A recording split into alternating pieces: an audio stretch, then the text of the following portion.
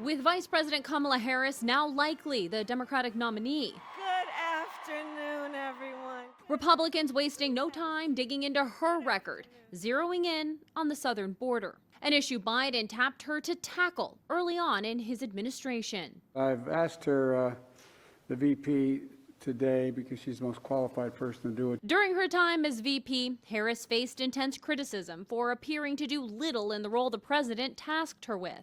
We've been to the border. You haven't been to the border. And I haven't been to Europe.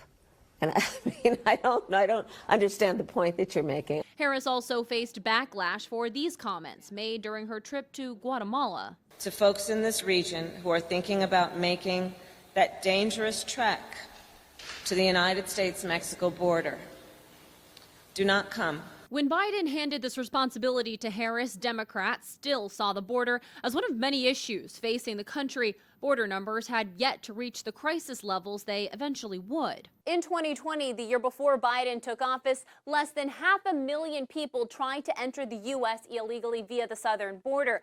During Biden's first year in office, those numbers spike dramatically. And the latest data we have shows migrant encounters are now 5 times what they were at the start of the Biden administration. President Biden has recently taken harsher action at the border. This June saw the lowest levels of crossings since he took office in January of 2021.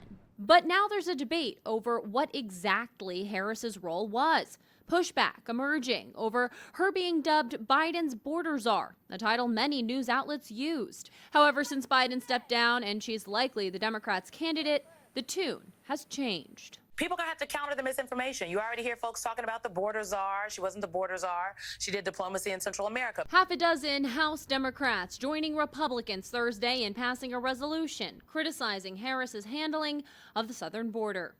In Washington, I'm Kayla Gaskins. The yeas are 220.